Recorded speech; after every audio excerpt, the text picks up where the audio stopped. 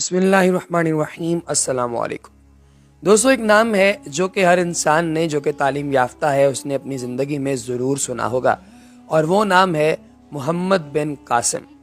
دوستو، ہمارے سلیبس میں تو یہ بتایا جاتا ہے کہ محمد بن قاسم نے بہت چھوٹی عمر میں سندھ فتح کیا تھا اور وہ بہت بہادر اور دلیر تھا، لیکن ہماری کتابیں سندھ فتح کرنے کے بعد کا سچ نہیں بتاتی کہ سندھ فتح کرنے کے بعد محمد بن قاسم کہاں چلا گیا اور اس کی موت کیسے واقع ہوئی۔ آج کی اس ویڈیو میں ہم آپ سے چند ایسی ہی باتیں شیئر کریں گے محمد بن قاسم کے حوالے سے، اور آپ کو ہم یہ بھی بتائیں گے کہ محمد بن قاسم کو کیسی دردناک موت دی گئی تھی اور اس کی وجہ کیا تھی۔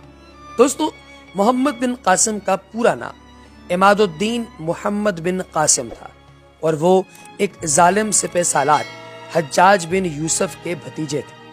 محمد بن قاسم نے 17 سال کی عمر میں سندھ کو فتح کر کے بر صغیر میں اسلام کو متعارف کروایا، اور آج پاکستان اور ہندوستان میں انہیں مسیحا سمجھا جاتا ہے۔ یہ سندھ اب تو چھوٹا ہے، لیکن یہاں کا رقبہ کافی کم ہو گیا ہے، تقسیم ہو کر اب سندھ اور بھی زیادہ چھوٹا رہ گیا ہے۔ لیکن جس دور کی ہم بات کر رہے ہیں تب سندھ میں بہت سے شہر اور گاؤں ہوا کرتے تھے، اور یہ تمام شہر اور گاؤں سندھ کی ہی حدود میں آتے تھے۔ کچھ سندھ کا حصہ ایسا بھی ہے جو پانی کے اندر غرق ہو گیا ہے، وہ بھی سارا سندھ کا پارٹ تھا۔ پھر بلوچستان کا بھی بہت بڑا حصہ سندھ ہی کا پارٹ ہوا کرتا تھا۔ پھر مہاراشٹر کا جتنا علاقہ ہے جس میں ممبئی وغیرہ کے حصے آتے ہیں، یہاں تک سندھ ایکسپینڈ کیا ہوا تھا۔ یہ اتنا بڑا علاقہ تھا۔ تو یہ سندھ جو ہے یہ اس پورے ریجن کے اندر موجود تھا، دو حصوں میں تقسیم تھا، بٹا ہوا تھا۔ ایک حصے میں راجہ داہر کی حکومت تھی، اور یہ شمال والا حصہ تھا، اور جنوب میں راجہ دہرسیہ کی حکومت تھی، اور یہ دونوں آپس میں بھائی تھے۔ ان دونوں کا جو آپس میں معاملہ ہے یہ کچھ خراب تھا، ظاہر اختلاف تھا دونوں بھائیوں میں، اور اختلاف جو ہے وہ تب پیدا ہوا جب راجہ داہر نے اپنے نجومیوں اور درباریوں کے کہنے پر اپنی ہی بہن سے شادی کا فیصلہ کر لیا۔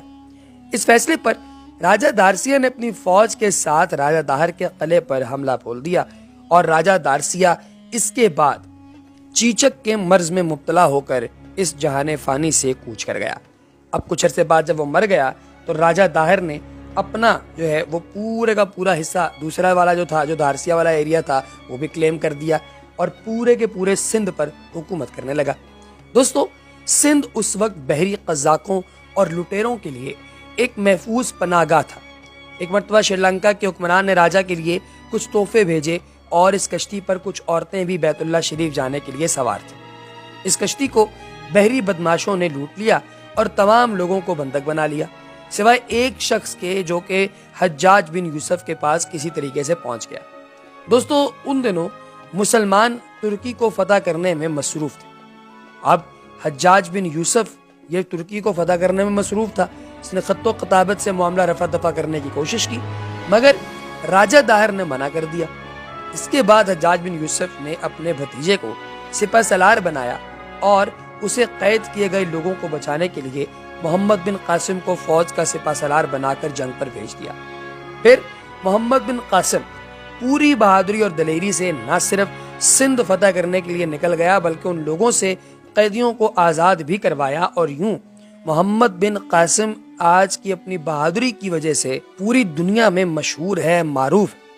دوستو، اس کے قصے کتابوں اور کہانیوں کے اندر تو موجود ہیں ہی، لیکن یہ حقیقت پر مبنی ہے۔ آج بھی مائیں اپنے بچوں کو محمد بن قاسم کی بہادری کے قصے سناتی ہیں۔ محمد بن قاسم نے اس فتح کے بعد لوگوں کے دلوں میں اپنی جگہ بنائی۔ محمد بن قاسم نے اعلان کر دیا کہ میری سرپرستی میں کسی کو کوئی خطرہ نہیں، ہر کوئی آزاد ہے، اپنا جو بھی مذہب ہے اس کے مطابق عبادت کرے۔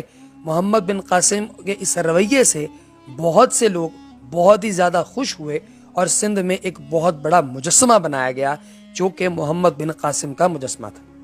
اب دوستو، ان کی موت کے حوالے سے بات کر لیتے ہیں۔ ماہرین یہ کہتے ہیں کہ محمد بن قاسم کی موت صرف 20 سال کی عمر میں ہوئی تھی، اور بعض ماہرین نے 19 سال بھی کہا ہے، لیکن اس سے یہ بات ثابت ہوتی ہے کہ محمد بن قاسم کی موت جنگ میں نہیں ہوئی، بلکہ انہیں قتل کیا گیا، اور قتل بھی انہیں کسی اور نے نہیں کیا بلکہ ان کے سگے چچا، جنہوں نے انہیں اتنا بڑا ہیرو بنانے کے لیے سندھ بھیجا تھا، جو ان کے سسر بھی تھے، انہوں نے انہیں قتل بھی کیا تھا۔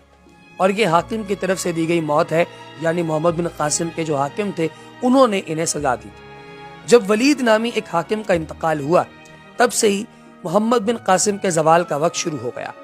جب ولید کا انتقال ہوا تو اسی کا بھائی سلیمان اس کے تخت پر بیٹھا، اور یہ سلیمان حجاج بن یوسف کا سخت دشمن تھا۔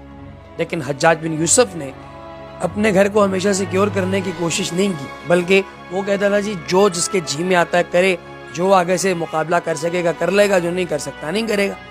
ولید کا انتقال ہوا تو اس دور میں اس کا بھائی سلیمان جب تخت پر بیٹھا تو اب ولید کے دور کے اندر ہی حجاج کا جو ہے وہ انتقال ہو چکا تھا۔ ولید کے دور کے اندر جب حجاج مر گیا تو اس کے بعد ظاہر ہے کہ پھر سلیمان نے تخت پر بیٹھنا تھا۔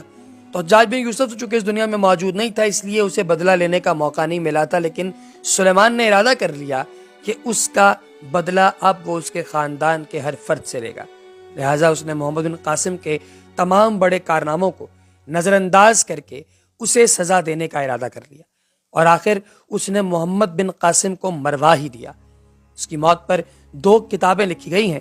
ایک کتاب چچنامہ میں لکھا گیا ہے کہ محمد بن قاسم نے جنگ سے حاصل ہونے والا تمام مال راجہ داہر کی بہنوں کو بھجوایا، اور پھر جب سلیمان کا دور آیا تو ان بہنوں نے محمد بن قاسم پر بیہودہ الزام لگائے، جس پر سلیمان نے اسے مارنے کا حکم دیا، اور ایسے محمد بن قاسم کی موت ہوئی۔ دوسری کتاب میں یہ بتایا گیا ہے کہ جب سلیمان کی حکومت آئی تو اس نے حجاج بن یوسف سے بدلہ لینے کے لیے حجاج بن یوسف کے لوگوں پر محمد بن قاسم کو قید کر لیا، اور کچھ عرصے بعد پتا چلا کہ تشدد کی وجہ سے محمد بن قاسم کی موت ہو گئی ہے۔ اب ان کتابوں میں کتنا سچ ہے یہ تو شاید کسی کو معلوم نہیں، لیکن اس بات میں کوئی شک نہیں کہ محمد بن قاسم ایک سچا اور بہادر انسان تھا، جس نے سندھ فتح کر کے اپنا نام پوری دنیا میں رہتی دنیا تک زندہ رکھنے کے لیے معاملات کر دیے ہیں۔ اب جب تک تاریخ پڑھی جائے گی محمد بن قاسم کا نام ہمیشہ پڑھا جائے گا۔ اس کے بارے میں آپ لوگوں کی کیا رائے ہے دوستو؟ کامنٹ سیکشن میں ضرور بتائیے گا۔ اس کے علاوہ محمد بن قاسم کی موت کا ایک اور طریقہ کار بھی کچھ لوگوں نے تحریر کیا ہے۔ اب وہ یہ کہتے ہیں کہ محمد بن قاسم کو چمڑے کے ایک تھیلے کے اندر انکلوز کر کے، یعنی کہ سلائی کر کے اسے کسی جگہ پر پھینک دیا گیا۔ اب چمڑے کے تھیلے کے اندر ایک بندے کو قید کر کے جب پھینکا جائے گا تو اندازہ لگائیے اس بندے کا کیا حال ہوگا۔ وہ تو اس حبس بے جا کی وجہ سے بیچارہ اس جہان فانی سے کوچ کر گیا۔